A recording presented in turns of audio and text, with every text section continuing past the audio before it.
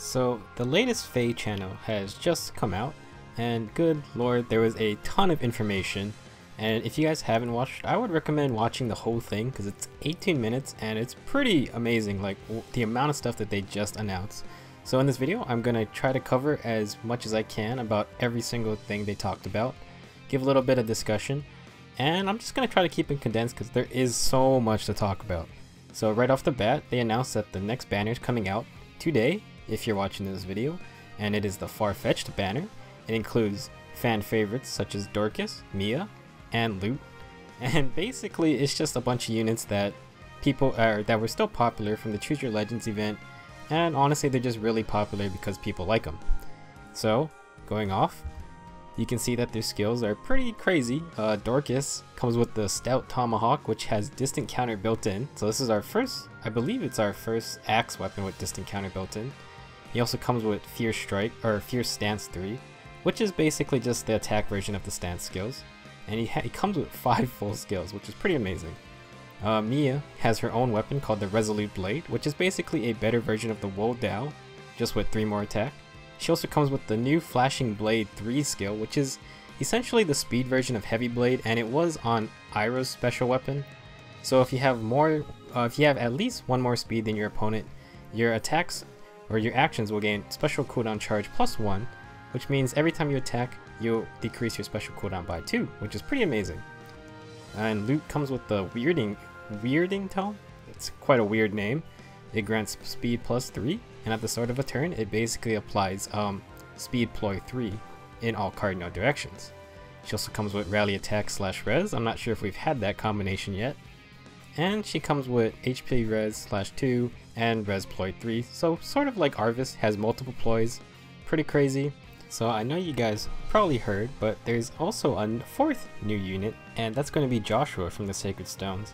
And actually Joshua is not part of this banner, but he is going to be the Tempest Trials reward that is going to come out on November 20th at the reset. So if you're a fan of Joshua, then you'll be happy to know you get him for free. So continuing with the coverage, they announced what the next update would entail, and essentially they are buffing staff weapons. So at 5-star ranks, healers will be able to gain access to new skills and weapons. So stuff like Fear Plus, which has extra effects and more damage, and also Physic Plus, which has additional effects, and it's pretty crazy. Like honestly, these could be really useful for healers. And here's a list of all the new staff skills, and it's pretty crazy. Stuff like Rehabilitate, which I think is one of the best healing abilities, is also getting an upgrade, so I'm not sure what they could do with that. It's going to be pretty insane. They also talked about changing cooldowns for certain skills, and essentially these are all the skills that people kind of just haven't been using because they just take way too long to charge and then use. So essentially all the AoE giant AoE skills are getting a cooldown reduction of 1. So this is all the rising, growing, and blazing skills. And honestly, this could be really good because it's already really tough to get 5 charges, and then you also have to be the one attacking to even proc those skills. So I think it's fair that they get a reduced cooldown. The Astra line of skills is also getting a reduced cooldown, and honestly I haven't been seeing people use Astra a lot because Astra depends on how much damage you're dealing, which kinda is iffy a bit, because if you're doing like 1 damage, 1 times 1.5 or 150% is going to be like 1 damage, so it's honestly not very good. But maybe with only a 4-turn cooldown, maybe that's something better. And they're also buffing the healing skills such as Daylight, Soul, and New Time. And this could be really interesting because I thought that, yeah, those skills are decent, but they just don't heal enough and they take way too long to charge. So that's a good thing too. Honestly, we'll just have to see how that plays out. Maybe some skills like Soul and New Time may get more usage. Some additional update features is that they're giving out 100 free spaces to everyone's barracks, so that's free. You don't have to do anything. They're just going to add 100 free spaces, which is good for everybody. And they're also making sure that main story and paralog maps have a stamina cost capped at 10. So I believe because certain story maps, especially on the Lunatic difficulties, they cost like 25 stamina, which is kind of insane. Especially back in the day, this was 25 stamina when there was only a 50 stamina cap, which was absolutely crazy. That kind of got it wasn't so bad once they doubled the stamina cap, but now they seem to be basically, they don't really care that these story missions cost like only 10, which is good for everybody. So the next major feature they announced was the weapon refinery, which is basically weapon forging, just like in older Fire Emblem games. And this is pretty insane because the example they gave was Effie and her Silverlance Plus. Essentially you have 4 options. You can go attack, speed, defense, or res, and you can kind of customize your weapon to how you want it to play. So attack gets 3 more might, so it puts it at 18 might, which is pretty insane. And you get all of these give HP plus 5, which I'm not really sure why they do that, but you know, 5 more HP is good for everybody. Also bad for you if you have to face it. But either way, so the speed upgrade gives you plus 3 speed, also gets you up to 16 might. And defense and res gives you defense or resistance plus 4, as well as bumping you up to 16 might. So this is pretty impressive, like that's kind of a lot of power just from all of this. Now to upgrade these weapons, you're going to need arena metals and refining stones. Arena metals are obtained from the arena, refining stones also obtained from the arena, but also from quests and rewards. And you're going to need these to be able to upgrade the weapons you want. Now I thought that this would only be restricted to inheritable weapons.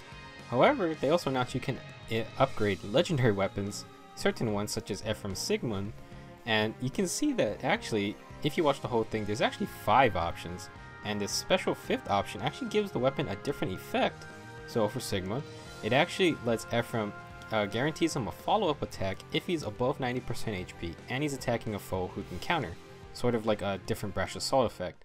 Now that's really powerful. I mean, that's kind of crazy. You're like giving these powerful legendary weapons who already have effects, you're giving them even more effects, and there could be some really scary combos. However, if you want to upgrade these weapons, you're going to need a currency called Divine Dew. You can only get Divine Dew from upgrading other regular weapons, so the system forces you to basically upgrade the inheritable weapons first before you can upgrade special legendary weapons. So, as mentioned, there are only certain weapons you can upgrade using Divine Dew, such as Lin Sol Kadi. However, there's a huge list of inheritable regular weapons you can upgrade with refining stones, and you should watch the whole video if you want to see all the weapons. Important thing to note, not every single weapon is there, such as Brave Lances or Brave weapons are not on there, so that could just be for balancing issues. Another thing that the weapon refinery has to offer is that it can evolve weapons, sort of, in that you can take your weak killing edge and turn it into a slaying edge, and that is sort of, it kind of solves the problem of power creep when slaying edges were introduced, and they're basically just a stronger killing edge, but now you have the option of turning your killing edge into a slaying edge. This also applies to legendary weapons, so certain ones like Tearfing can be turned into Divine Tearfing, so you can give Seliph a way more powerful weapon, and there's a couple more that are listed. I'm not sure how they're going to keep handling this in the future. This is really cool, really powerful, and honestly I think it's a good way to bring back older units who maybe kind of were struggling a lot because their weapons just weren't as worth it as other ones. On to the next announcement, there's basically going to be a super legendary Hero Fest event, or banner going on, and here you can be able to summon all of these characters on the screen. They will all be 5-star focus units, and there's a good spread of them. It's pretty insane, like honestly, you're gonna want to save it for this banner. There's really powerful units such as Ike, Ira, Brave Lyn, and there's a couple limited time units that you can no longer get, such as Spring Camilla and Bride Cordelia, and they are really powerful. Like, you're gonna want some of these units. What's most important, like I said, it's like a superhero fest, so the 5-star focus appearance rate is 8%, starting 8%. Regular Hero Fest starts at 5%, and that's already a much needed increase from the regular 3% on regular banners. And another main thing to know is that the non-focus 5-star rating is our appearance rate is going to be set to 0%, which means if you pull a 5-star, you will only get one of those units that were shown. You will not get, like, you won't get a 5-star Jacob or a 5-star Lucius if you're pulling gray or colorless orbs. You're only going to get units from there. So this is insane. I would honestly start saving up because this banner is planned to come out for November 27th, which is about 2 weeks from now. So something I don't think anyone was expecting to get announced was that the second act of the main story is basically going to be introduced once this update hits, and they're calling it Book 2. And Book 2 revolves around this new 2 new kingdoms, and one is ruled by Fjorm, who is this princess of this kingdom, and it seems like our main Asker duo is helping her out. And it seems like she's fighting against another kingdom that has been paired up by Veronica. And it seems like both the Asker kingdom and Veronica's kingdom have ties to both of them. They are dressed very similarly. I assume the story will have to tell us the similarities between them. And it's honestly amazing. You should honestly go watch this trailer that these screenshots are from. It is pretty awesome. I mean, there's tons of stuff going on. There's fighting. Fjorm is summoning like a huge number of giant icicles, and it's flying into this giant sun. It's absolutely insane. I know that a lot of you are probably thinking, well, I don't really care about the story. Why should I care about this at all? Like, who cares? Well, what I have to tell you is that if you beat chapter 1 of the story once it's released, you will get a 5-star version of Fjorm herself, and she looks pretty cool if you ask me. She has a very neat attack animation where she does like a front flip. It's pretty awesome. And then she also has her own special abilities that Feh mentioned she has, and her own special called Ice Mirror, which seems pretty interesting. It seemed like it absorbed whatever the mage was doing, although she also has Shield Pulse, which is probably getting rid of the damage. But she might have Distant Counter of some kind. It's not her A skill. Her A skill seems like a new version of the attack and something bond skill that Halloween Nowi had, and it's going to be interesting. Now, something important to note is that you can see on the top of the screen, Fjorm has these 2 little icons next to her, and I'm not really sure what those mean. These could be referencing to her special ability that Feh mentions she has. I'm not sure if Feh was just talking about her unique special or she's talking about these 2 little icons. It's kind of hard to tell. One just looks like a symbol of a person. Not really sure what the other one is. We're just gonna have to find out when this releases.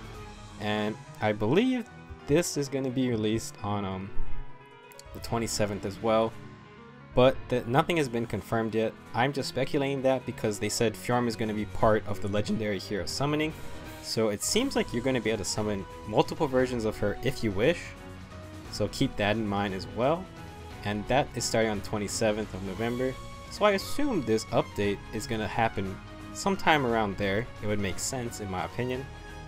But nothing has been confirmed yet. Kind of odd they never mentioned when the next update is happening. They just mentioned all this cool stuff. So I hope you guys enjoyed this video where I went over basically what they just announced. There's just so much new information. I honestly think like stuff like the weapon reforging is going to make a huge difference. The fact that healers get new skills, which actually look really powerful just from the 1 tools we saw. I don't know, like maybe I should 5-star my healers. I don't think I actually have a 5-star healer. I only use like a couple 4-star ones. Who knows, maybe those skills will be worth it. That's something to think about. Also, try to remember that they didn't announce when this update is happening, so if you're watching this video within relatively a few days of when they just showed this, I don't think the update is out yet. It's probably going to be out sometime before the November 27th Legendary Hero Fest event that's going to be happening. Since Fjorm is going to be summonable, I think that's what they meant. It would make sense that the update with the new story, the new mechanics, would also come out before or around the 27th. Just keep that in mind. That's about 2 weeks from now. You're going to want to start saving up orbs for the amazing summoning banner. Can't even emphasize how ridiculous that is. You'll probably be summoning 5-stars left and right if you spend money. It's going to be insane. And things are going to get crazy just with the new weapon forging system whenever that comes out as well. So let me know in the comments what you guys are most excited about. Do you already have ideas of what new unit builds you can try with these new weapons? Are you excited for the new banner that's out today, right now? Are you going to be excited for the new crazy Hero Fest coming out in 2 weeks? I mean, honestly, there's like a lot of information that was announced, and all of it was pretty good in my opinion. It's going to be pretty crazy for the next 2 weeks. I'll definitely be covering the weapon forging system or refining system when it comes out. I'll definitely take a look at if Fjorm has some kind of special ability, if she does have one, what I think about her when all of this comes out. That's it for now. I'll see you guys in the next Fire Emblem Heroes guide that I put out.